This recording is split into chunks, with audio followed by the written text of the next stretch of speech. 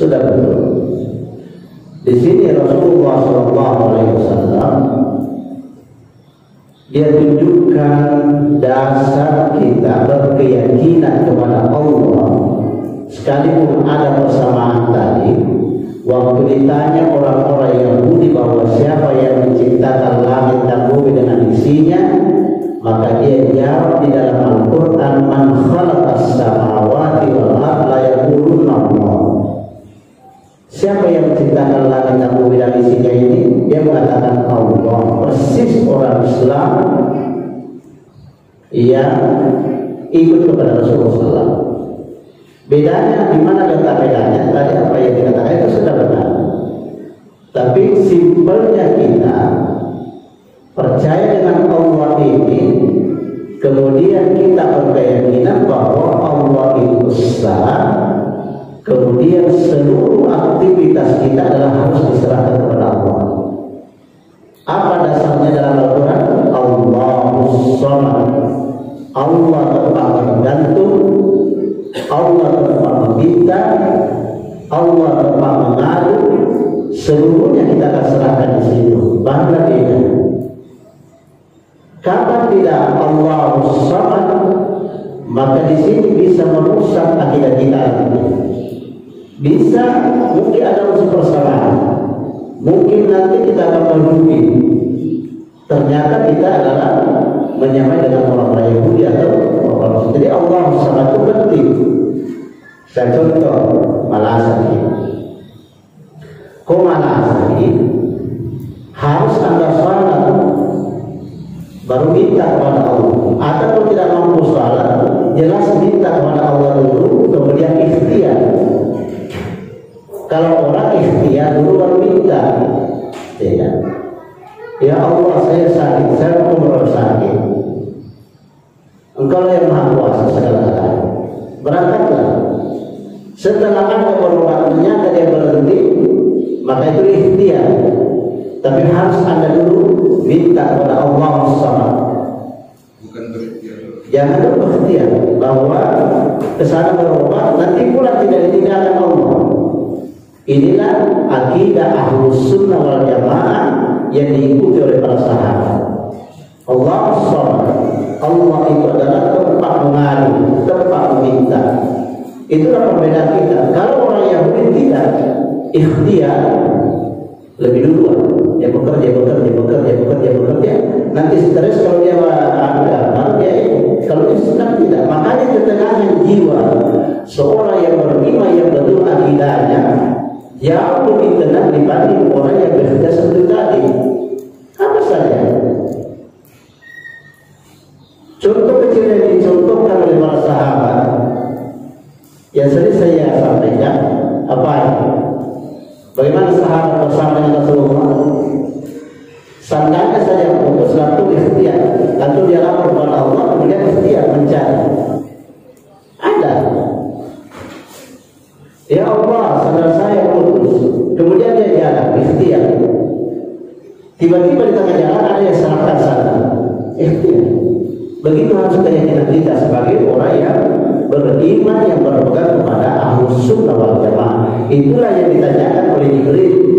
Fakhbirni anil iman. Sampaikan Muhammad apa itu iman. Antum bila di sini berdasar dengan Al-Quran dan Sunnah Rasulullah SAW.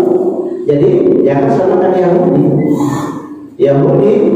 Dia kalau dia kewalahan ke kubur kemana orang musyrik itu. Dia ke kubur, ke batu, kemudian ke gelis, apa saja. Dia ke sini dulu, kemudian dia berkeyakinan bahwa Allah telah menciptakan. Kalau dia masuk musyrik, bisa masuk ke kafir. Karena orang Yahudi itu adalah keyakinannya tadi ada unsur persamaan, tapi di dalam Al-Quran juga dijelaskan yang guru Nabi Bakti dia menolak ajaran seperti rezeki dan lain sebagainya. Wa yu'minu Nabi Bakti dan dia beriman sebahagian. Jadi tidak sepenuhnya dia. Justru dikatakan bahwa orang-orang yang tidak mengimani Rasulullah SAW. Tapi justru juga ayat Al-Quran dia ingkari sebagian. Allah mengatakan bahwa Allah mencipta seseorang secara umum. Tapi kadang-kadang kita juga adalah masih berpegang di situ, kocar kacir imannya. Kita tidak mau. Serahkan dulu Allah, kemudian jalan. Ada sesuatu, serahkan dulu Allah. Kita mau pergi bekerja, yang Allah mau pergi bekerja, rezeki saya begini, rasanya tidak cukup. Maka Allah sebutkan di dalam Al-Quran bahwa sebaik-baik doa itu adalah asmaul husna. Sebaik-baik doa adalah asmaul husna. Contohnya, kita mau bekerja ya Allah, kayaknya tidak cukup rezeki kita, perasaan kita. Maka Allah akan mengatakan, ya Allah, ya wahai pemberi rezeki, ya Ghaniun Al-Ghani, ya Allah, cukupkan rezeki saya. Ya Razzaq, ya Ghaniun, ini semua adalah nama-nama Allah. Al-Ghani, cukupkan rezeki saya. Kemudian kita jangan tuju makhluk dulu bahwa saya kerja nanti di sini, saya begini, ada nanti begini. Tidak, itu adalah imam para orang-orang musyrikin, orang-orang jahiliyah, orang-orang Yahudi. Makanya Rasulullah SAW ini untuk mantapnya ini memang selalu dikaji, jangan tinggalkan hadis ini yang diajarkan oleh Jibril selama 14 tahun lamanya, 13 tahun lamanya, baru pindah ke Madinah. Karena kapal salah-salah ini manusia selalu resah karena dia tidak dapatkan. Allah Subhanahu wa ta'ala, alhamdulillah. Dan mudah-mudahan iman kita sudah mantap. Jadi kalau sudah serahkan kepada Allah, Allahus Samad, insyaallah sudah tenang. Allah tempatnya seluruhnya. Jangan sakit apa dan sebagainya. Allah akan memberikan hidayah kepada kita. Kemudian selanjutnya kita pindah pada pertanyaan itu selanjutnya. Fa'akhbirni an-ihsan. Wahai Muhammad, sampaikan saya, jelaskan saya apa yang dimaksud dengan ihsan. Kalau dulu Islam, iman, dan sekarang ihsan. Apa itu ihsan? Masjid kita itu siapa namanya? Nurul Ihsan. Persis hadis ini. Siapa yang kasih nama masjid ini? Harus kita paham apa itu ihsan. Ini pertanyaan Jibril ini. Sesuai dengan namanya, tidak main-main nama masjid kita ini. Fahbir dari ihsan. Masjid Nurul Ihsan. Qala, maka Rasulullah SAW menjelaskan yang dimaksud dengan ihsan anta'budallaha ka'annaka tarahu. Orang yang beribadah kepada Allah Subhanahu wa ta'ala itu adalah sedangkan dia khusyuk. Fa in lam takun tarahu fa innahu yaraka. Kalau dia tidak memang mampu melihat Allah dan khusyuknya tidak sampai di situ, dia yakin bahwa Allah melihat dia. Ini ihsan. Jika beribadah itu pilih kewajiban cukup, harus dia khusyuk. Bagaimana? Apa maksudnya hadis ini? Dijelaskan oleh Imam Nawawi, seorang ulama besar yang hadis mati. Dia mengatakan bahwa orang yang beribadah kepada Allah, dia tidak berani meninggalkan ibadah itu semampu dia, karena dia seakan-akan dia melihat Allah. Kalau tidak, dia yakini lagi bahwa Allah melihat saya. Dan kalau Nurul Ihsan di sini dia beribadah dan bentuk khusyuk seperti itu, dia sudah mampu sampai ke tingkat itu. Alhamdulillah.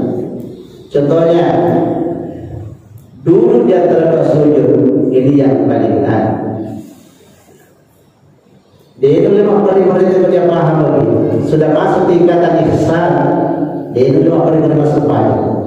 Tidak bisa dia cepat. Kenapa? Karena fa'innahu yarah. Nah ini pula ta'ala. Kalau tidak pasti dia mengatakan bahwa Allah melihat. Muraqabah. Dia lihat Allah bagaimana contohnya. Apa dimaksud kalau dulu dia terhadap sujud ibu-ibu? Rabbi ghafirli. Agak betul Rabbi ghafirli. Ampunilah dosa saya. Yang benar bilang itu mengatakan pasti kita akan bersabda, ya Allah ampunilah dosa saya. Yang kedua apa lagi? Wa warhamni, ya Allah rahmati saya. Bagaimana kamu cepat sujud? Nah, kau minta rahmat kepada Allah, Anda dikontrol, Anda melihat Allah. Bagaimana? Hati kita, kalau salat tengah malam, Anda mengatakan warhamni, ya Allah rahmati saya. Kalau saya meninggal malam ini dan tidak ada rahmat, bagaimana saya? Seakan-akan kita lihat Allah di depan kita. Kalau tidak, kita dikontrol berapa. Mudah-mudahan kita bisa sampai ketika ini dan cukupkan nama masjidnya sekarang. Apalagi sesudah warhamni, wajiburni. Apa artinya wajiburni? Tutupi kekurangan saya ya Allah. Tutupi kekurangan saya. Kita manusia banyak kekurangan. Ya Allah, tutupi kekurangan saya. Bagaimana kalau kita begini? Rabbi firli, warhamni, wajiburni, semua ada terkandung di sini. Tutupi kekurangan saya ya Allah. Kalau ternyata aib saya ini banyak.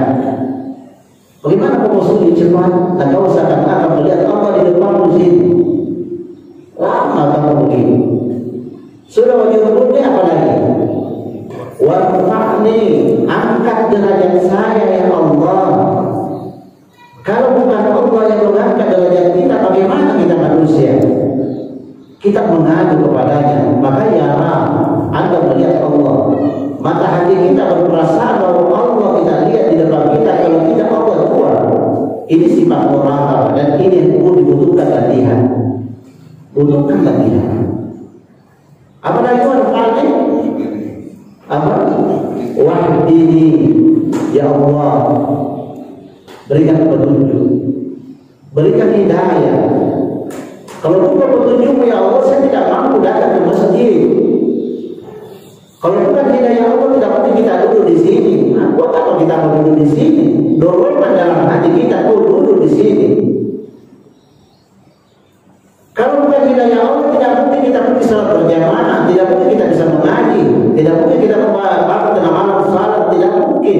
Salat duha dan lain sebagainya, tidak mampu. Itu adalah hidayah. Jangan coba-coba dilepas hidayah itu kalau sudah ada pada diri Anda. Karena kalau sudah lepas, sudah. Apalagi setelah wahdini, wa'afini. Apa artinya wa'afini? Sehatkan. Wa'afini, perempuannya apa artinya wa'afini? Ya Allah, berikan kesehatan kepada saya. Anda sakit, Anda merasakan sakit ini, berulang-ulang ke dokter, wa'afini, selesaikan penyakit di atas saya. Pesan saya, kalau Anda sakit yang tidak bisa sembuh-sembuh, mohon diselesaikan di atas saja. Wa'afini, ya Allah, berikan saya kesehatan. Wa'afini, berikan kesehatan kepada saya. Wa'fu anni, dan maafkan saya. Karena mungkin ada kehilapan, ada kesalahan. Jadi pesan para ulama kita, kalau ada sesuatu yang sudah rumit, maka selesaikan di atas saja. Jangan kemana-mana lagi. Anda sudah ke sana, sudah ke sini, sudah kembali ke sini. Itulah akidah kita, keyakinan kita. Kemudian selesaikan dengan istighfar. Astagfirullah. Ada betul astagfirullah. Astagfirullah. Ampun saya. Alladzi la ilaha illa huwa, yang tidak ada Tuhan yang disembah selain daripada Allah. Al-Hayyun. Apa artinya Al-Hayyun? Hidup terus menerus Allah, tidak ada matinya. Allah itu adalah terus menerus. Hayyun. Al-Qayyum, mengurus. Siang malam dia urus semua hambanya ini. Bagaimana kalau kita selesaikan ini? Dan itu adalah istighfar panguluna terbaik. Astaghfirullahaladzim alladzi la ilaha illa huwal hayyul qayyum, yang mengurus seluruh apa sakit, apa semua dia urus. Luar biasa kalau Anda selesaikan. Wa atubu ilaihi, Astaghfirullahaladzim alladzi la ilaha illa huwal hayyul qayyum wa atubu ilaih. Ampuni saya. Kalau Anda misalnya duduk di sini di atas sajadah, maka ampuni saya. Inna ala kulli syai'in qadir. Makanya dimasuk tasbih di waktu kita selesai sholat maghrib dan subuh. Zikir waktu selesai sholat. Astagfirullah. Tapi kadang-kadang kan dia astagfirullahaladzim. Tapi kalau Anda mau senang, ketenangan batin, maka Anda harus sambung alladzi la ilaha illa huwal hayyul qayyum wa atubu ilaih. Allah mengurus kita, mengurus seluruh alam ini, orang sakit, orang sehat, orang yang tidak ada rezekinya, yang maha rezekinya, semua diurus. Pernah saya cerita dulu tentang masalah istighfar ini. Ahmad bin Hanbal dengan sahabatnya yang ada di Irak, bagaimana semua dikabulkan doanya, tinggal satu yang tidak dikabulkan, apa dulu? Tidak pernah ketemu sahabatnya Ahmad bin Hanbal dengan istighfar. Imam Basri Baghdad, ada 3 orang datang meminta, bagaimana saya ini sudah lama kali tidak ada anak, istighfar. Al-Qayyum, Allah mengurus yang tidak ada anaknya akan diberikan anak. Ada dalam Al-Quran di surah Nuh. Yang tidak ada hartanya, dia sudah berkebun sudah lama, tidak ada jadi. Mereka diberikan oleh Allah. Kembali dia benar. Perbanyak zikir, istighfar di atas saja, berpenyakit. Orang yang sakit tidak sembuh-sembuh sudah lama dia berobat, kembali di sini dengan Astagfirullahaladzim. Ya Allah, ampuni saya. Azim, maha segala-galanya, maha besar. Seluruh tidak ada yang kalah Allah. Kalau orang mengatakan hebat si pulang, hebat dokter ini, hebat ini. Azim, Allah yang maha hebat. Cuma Anda tidak mau selesaikan di sini. Keyakinan kita tidak di situ. Coba kita akan selesaikan di situ. Insya Allah. Itulah al-lisan. Jadi al-lisan itu kalau dia beribadah antaqullah ta'ala ta'ala. Mudah-mudahan kita bisa mencapai ke sana. Fa illam takun tarahu fa innahu yaraka. Karena tidak mampu memang di situ, tapi saya rasa kalau kita akan berusaha dan memang diusahakan, pasti kita akan dua-duanya kita dapat. Kita melihat Allah berasa secara batinnya, kemudian kita akan dikontrol oleh Allah karena kita akan merasa muraqabah, dikontrol oleh Allah. Kalau perasaan itu sudah muncul, insya Allah jangan coba-coba dikotori kembali. Itulah yang disebut dengan ihsan, al-ihsan. Ya, sudah tahu kita punya juga ya masjid ihsan. Jibril yang kasih nama ihsan. Kemudian selanjutnya pertanyaan Jibril kepada Rasulullah SAW, "Akhbirni an-sa'a." Wahai Muhammad, beritakan saya tentang masalah hari kiamat. Wa qala Rasulullah SAW mengatakan, "Mal mas'ulu anha bi'alama minal masail." Ini perlu juga kita pegang juga ini. Waktu Jibril bertanya kepada Rasulullah SAW, "Akhbirni an-sa'a," apa disebut dengan hari kiamat? Jelaskan itu Muhammad. Apakah Nabi kita dulu dia jelaskan?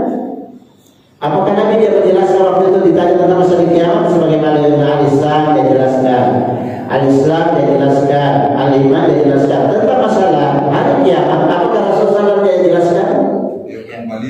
Dia kembalikan kepada yang bertanya, dia tidak jelaskan. Jadi jangan coba-coba kita akan menjelaskan hari kiamat, kata Jibril sendiri, Muhammad lagi tidak menjelaskan. Jadi kalau ada orang yang kita temukan nanti hebat, dia orang berbondong-bondong ke sana karena misalnya dia menentukan hari kiamat, jangan pergi karena Jibril sendiri tidak ada jawaban dari Muhammad. Itu orang beriman.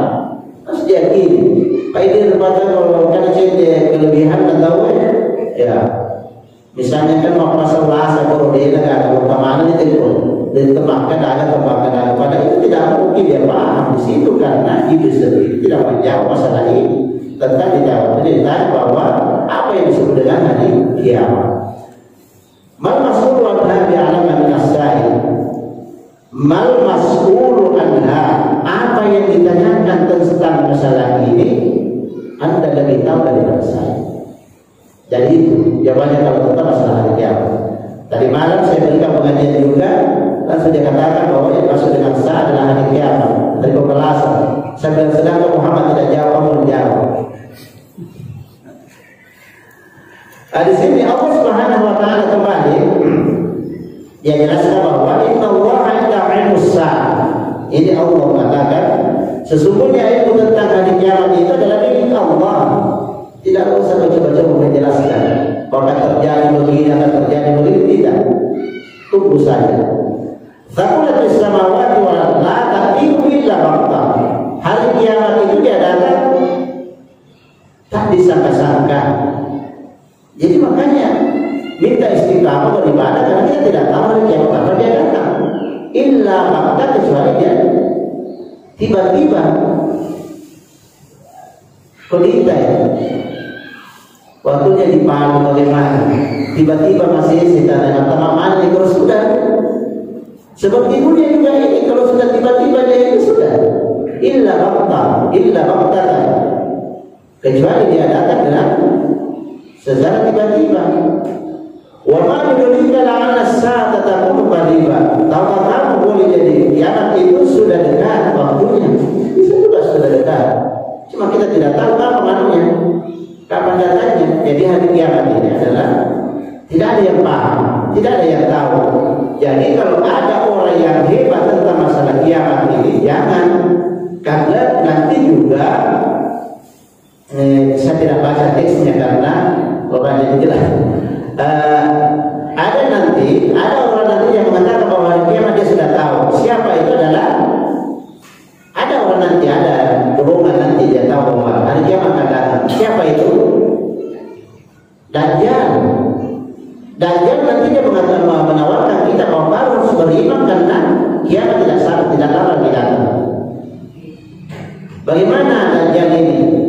Dajjal diberikan kekuatan oleh Allah Subhanahu wa taala dalam hadis yang panjang. Bahwa Dajjal nanti dia datang diberikan kekuatan oleh Allah Subhanahu wa taala. Contohnya misalnya di Lancokong ini, kekeringan, maka Dajjal dia datang mengatakan bagaimana Anda butuh air, maka sekejap itu dia ada hujan. Bagaimana kalau begini? Bagaimana orang beriman masih tahan atau tidak? Betapa kabosi maka dia bosi kuman, kata kabosi kau. Bagaimana kami lagi tidak boleh? Nah, sampai maka dengan kata biasa mana kita hospital kan? Dia katanya kalau penyakit belah langsung sampai pagi. Semua orang ke sana imannya sudah tidak benar. Ini Dajjal lebih parah lagi. Dia mengatakan, ada di cukup, semua dia hujan. Kemudian di perumahan dia diberi kerja banyak dia. Banyak sih, langsung diberikan kekuatan. Di Malaysia mengeluh orang, dia singgah ke sana, keseketika dia ada di sana, diberikan kekuatan dalam hadis dijelaskan oleh Allah Subhanahu wa taala. Jadi tidak ada yang hebat di dunia. Jangan percaya Quran, dan dia lebih hebat lagi. Dan Anda tidak mendapatkan karena kita ini mungkin tidak tahu saja dia kapan dia datang. Kemudian bagaimana? Setelah dia datang di Malaysia, di sana dia banyak hujan, dia mengatakan dia mau hujan. Dia orang tidak perlu lagi berhenti lagi hujan. Hebatnya itu. Setelah dia keliling dunia memberikan semuanya pencerahan kepada orang ini, maka pengikutnya luar biasa. Bagaimana tidak luar biasa? Bukti-bukti. Ini kenapa maka dia? Tapi tak sudah nak lebih diminta bokor tempat farmasi, tempat ada doktor, tempat ada profesor sudah lain Allah akidahnya rusak orang. Masa sesama manusia dia bisa menjadikan uang? Nah, kanjeng manusia masa kuliah di televisi, subhanallah. Orang ini saya lihat dia doktor semuanya, dia kenapa dia bisa tertangkap? Dia mendatangkan uang dan jauh lebih hebat lagi. Kalau misalnya saya duduk di sini, saya begini langsung begini, kira-kira mau percaya atau bagaimana? Iman. Ini cerita Dajjal supaya kita keyakinan tidak luntur. Dia keliling dunia, pengikutnya sudah banyak. Terakhir, dia berangkat ke Madinah Munawwarah.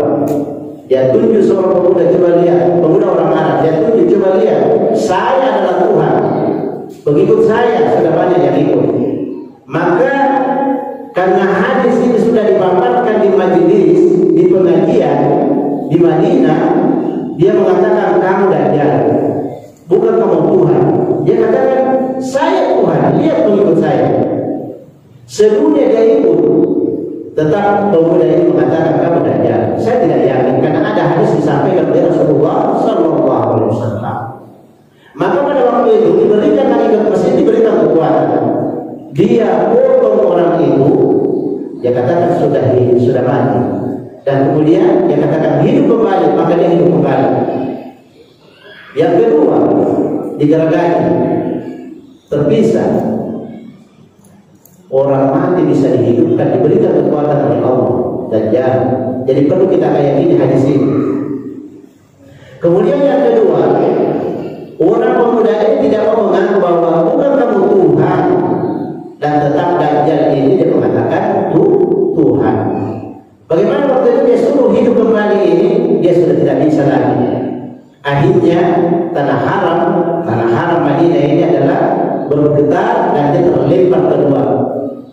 Karena tidak bisa Dajjal nanti tidak bisa masuk ke dalam tanah haram maka dengan tanah haram Madinah tidak bisa. Itu saja kemampuan yang tidak diberikan oleh Allah. Karena mereka dipakan betis oleh para malaikat. Makanya di dunia ini kalau anda melihat orang-orang yang begitu hebat, katakan saja subhanallah, mereka diberikan hidayah. Manusia ini tidak betul-betul dia adalah syaitan. Kalau sudah sampai dia keyakinannya sudah luntur, maka dia bisa percaya dengan sesama manusia yang tidak. Saya menyaksikan jangankan dia betul, sama-sama saja dia percaya. Ada keluarga dari Ambon ke sini, tidak usah saya sebutnya tempatnya. Saya tanya mau kemana? Saya katanya mau minta rezeki. Karena kalau bukannya baru atau boleh insya Allah laris. Seperti ini semua dipercaya. Ini kecil baru menjadi. Apalagi ada ketemu misalnya terkena sampai kita bagaimana? Yakin tapi itu adalah harus kepada Allah. Kalaupun dia melihat itu adalah jin dan sementara saja, tidak selamanya. Jadi akidah kita harus diperbaiki. Makanya tentang masalah hari kiamat ini adalah Rasulullah SAW menyebutkan di dalam Al-Quran bahwa kiamat itu adalah Allah yang mengetahui. Kemudian datang tiba-tiba tidak ada yang paham. Makanya rajin beribadah, rajin perbaiki akidahnya, karena sebesar apapun amalan anda, kalau anda tidak betul di dalam akidah kamu, keyakinan kita ini adalah layahbatan amaluka. Semua amalnya adalah runtuh habis, tidak ada. Walaupun syrakta, kalau anda adalah musyrik tentang masalah ini, artinya akidah itu tidak benar. Seperti tadi misalnya, sudah punya nggak punya tempat solo berikut, akhirnya malaikat tempat di Sulaiman. Makin mas solo benar. Aku ni jadi tidak cukup di lima hari, lu kembali bola, liku bete, lalu sokolo dia kan, jangan kepada saya mati. Dajjal lebih hebat. Mau datangkan punya, mau datangkan kekayaan, semuanya bisa nanti. Makanya keyakinan kita bahwa di dunia ini yang kita lihat sekarang ini tidak ada Allah yang maha kuasa, Allah yang maha hebat, azim. Itu adalah tentang masalah hari kiamat yang tidak ada penjelasan Rasulullah SAW dan diserahkan kembali kepada Jibril bahwa tentang masalah kiamat itu saya tidak paham. Kemudian selanjutnya masih bertanya Jibril, dia katakan akhirni an amaratiha. Karena tidak tahu tentang masalah kiamat, maka Jibril lagi bertanya tentang masalah tanda-tandanya. Apa tanda-tandanya itu kiamat? Maka Rasulullah SAW sudah dia bisa jelaskan tandanya. Dia katakan qala antalida al-amatu rabbatuha wa antara al-hufat al-qurat al-alata ri'a asy-syari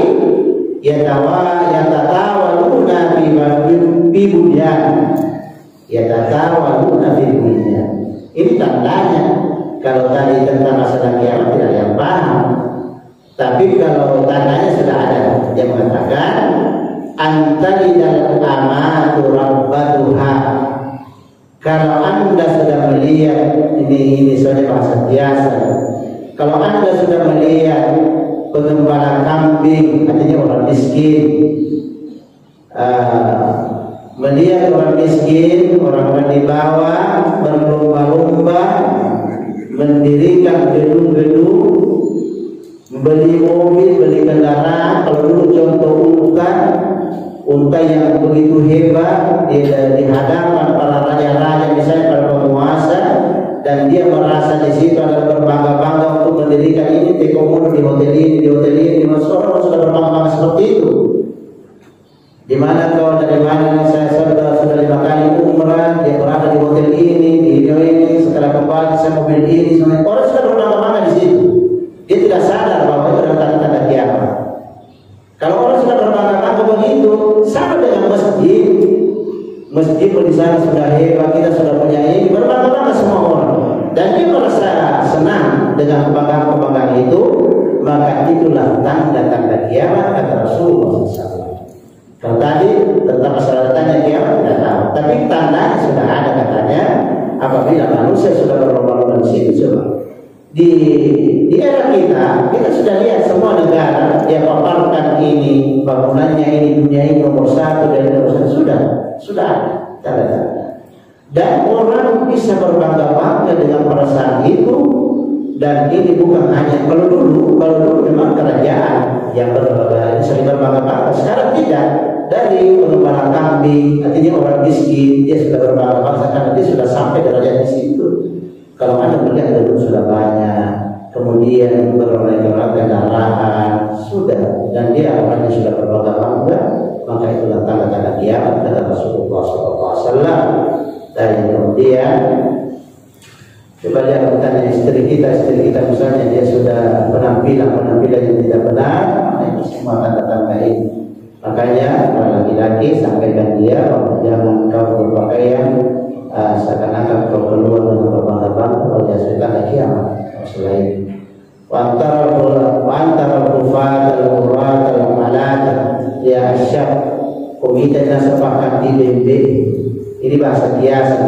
Kalau Anda sudah melihat pengembala kambing ya tertawa guna dibayar dunia, dia berubah-ubah memperkenalkan kambingnya, memperkenalkan untanya, ini hebat. Rupanya pergi melihat ini hebat, ini sekian kita cerita, maka itu adalah tanda-tanda kiamat semuanya. Jadi mari kita akan sadar bahwa semuanya itu adalah pesan Rasulullah SAW dan kita summa intalatan pada bisa kemudian setelah cerita Jibril kepada Rasulullah SAW, maka Umar bin Khattab sahabat Rasulullah SAW dia mendengarkan waktu itu dalam majelis pengajiannya, dia tidak datang sahabat Umar. Makanya Rasulullah SAW dia ceritakan tentang masalah ini. Summa qala ya Umar atadri dinas sahih. Sebulan masa makutana Jibril tidak tahu apa Umar dia tidak tahu siapa yang bertanya karena dia tidak ada dalam majelis. Maka diceritakan oleh Rasulullah SAW dan pada waktu itu dia lama terlalu memikirkan apa yang terjadi di dunia nanti setelah dia berangkat Jibril ini. Apa kira-kira yang terjadi kepada umat Rasulullah SAW setelah Jibril dia berangkat?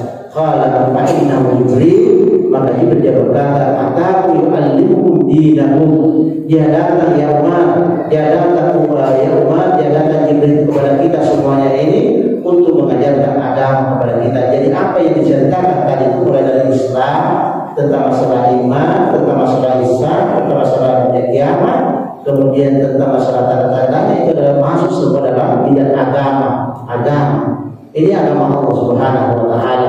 Jadi kalau Anda sudah berpaham di sini, maka insya Allah kita akan sudah tentram jalannya, dan kita menunggu tanggal mainnya saya karena sudah berada di dalam hati kita. Maka setelah Umar diceritakan ini, maka dia tidak bisa bergerak Umar karena dia pikirkan tentang masalah ini. Setelah dia meninggal nanti Rasul, bagaimana umatnya, apakah terjadi nanti karena tidak ada lagi penasehat, umat yang meninggal, mungkin para ulama nanti juga seperti itu.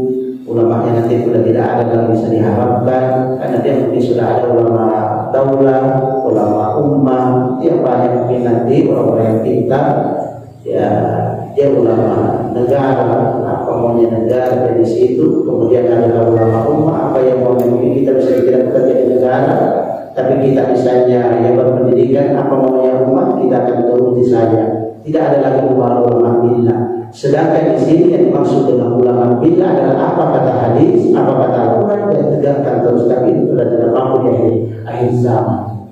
Di akhir zaman para ulama terbagi tiga.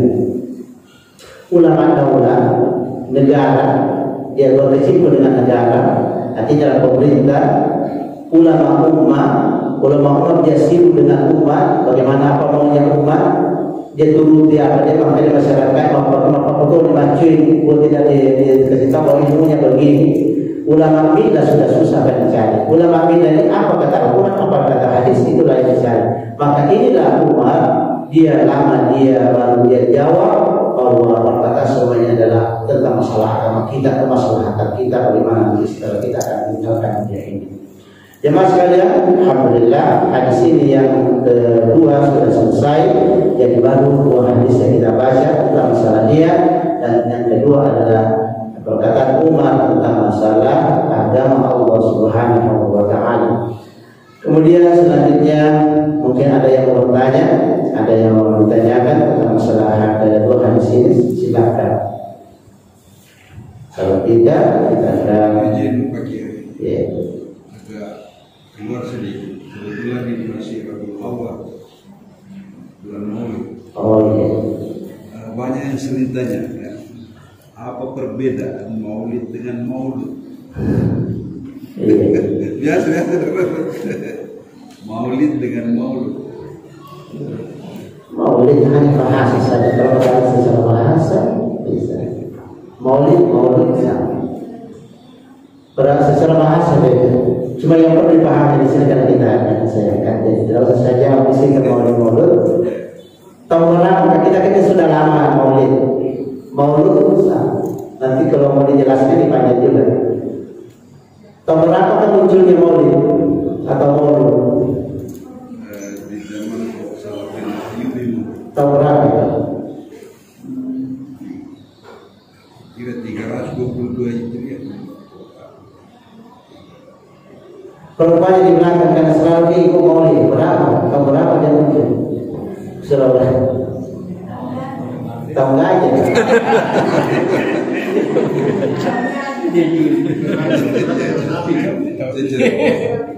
Sekarang tahun berapa Hijriah sekarang? 1443 Hijriah. 1443 Hijriah.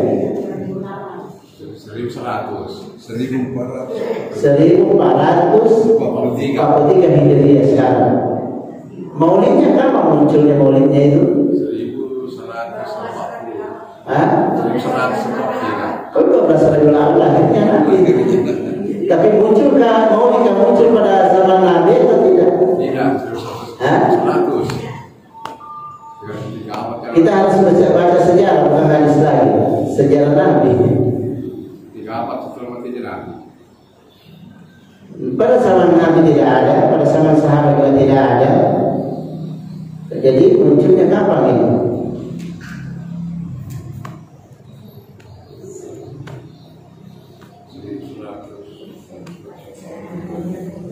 Munculnya Maulid itu tahun 230 Hijriah. Siapa? Mula-mula munculnya Maulid itu tahun 230 Hijriah. Penerima Maulid 230 Hijriah itu munculnya di Mesir. Mesir. Baik. Berarti kalau sekarang 1443 Hijriah, 1200. berarti 1213 tahun. Sisa pun isi tahun Maulid. 1213. Siapa yang munculkan Maulid ini? Tahun 230 Hijriah siapa yang memunculkan dulu? Syiah. Kelompok Syiah. Syiah. Syiah di Mesir. Syiah di Mesir. Maulid dulu itu 6, bukan 1. Kalau kita sekarang ini maulid pada saat apa? Maulid Rasulullah nanti diperingati hari lahirnya Muhammad. Kalau dia tidak, Ada murid Ali, Fatimah, Fatimah, Aisyah, Aisyah tidak, Hasan Hussein. Hasan Hussein. 6 raja. Pemerintahnya apa lagi satu? Apa lagi? Cari nanti. Jadi 6 maulid pada zaman itu tahun 230 Hijriah. Kenapa terbagi? Kenapa kita itu terbagi? Ada yang maulid, ada yang tidak. Apakah sekarang dia muncul baru terbagi atau pada zaman dulu? Zaman dulu dia terbagi orang. Kenapa? Karena sebagian ulama dia tidak mau ikut kepada apa yang dimunculkan oleh golongan Syiah. Karena Syiah ini mengkafirkan para sahabat, termasuk Umar. Jalan lain, Abu Bakar dia kafirkan, dia laknat, dia laknat. Makanya ulama ini dia ada kejengkelan bahwa dia tidak mau ikut maulid. Kemudian ada orang yang mengatakan bahwa ini maulid tidak apa-apa karena dia bagus begini, maka dia ikut. Maka terbagi itu sekarang sampai dunia kiamat nanti. Bagaimana kita? Kamu setiap berdua sudah salat, ya Allah berikan hidayah untuk mengikuti yang betul. Kita tidak tahu bagaimana ini. Berdoa saja, jangan saling mencela, jangan saling ini tidak. Berdoa karena tahun 230 yang muncul ini. Sisa 10 tahun dulu, 1000 tadi berapa? 1213. Lamanya kita ini mau dan terpecah dari dulu itu sampai sekarang. Apalah ya mana kita lagi maju ke kesan. Berapa munculnya maulid, di mana dia muncul? Saya ulang bahwa munculnya mula-mula muncul maulid ini tahun 230 Hijriah dan dia munculnya di Mesir. Memang di dalam buku sejarah itu adalah sepakat para ulama bahwa ini. Kemudian pada waktu itu karena yang munculkan maulid 6 maulid pada waktu itu adalah dia adalah Syiah. Dia ulama yang menentang Syiah dan tidak mau ikut kepada Syiah, maka dia tidak mau maulid karena dia akan mengkafirkan sahabat. Dia tidak mau sahabat ini. Malah dia jengkelnya ini para ulama yang tidak mau maulid karena Syiah dia mengatakan bahwa Al-Quran itu kurang. Al-Quran itu kurang. Dia seperti itu. Berapa Al-Quran? 40 juz. Dia bilang pada kita yakini 30 juz. Tidak terlalu lama tidak mau di situ. Jadi makanya kita semuanya ini adalah berdoa kepada Allah diberikan hidayah, berikan yang betul ilmu ini terdapat masalah itu. Allah Subhanahu wa taala. Assalamualaikum warahmatullahi wabarakatuh.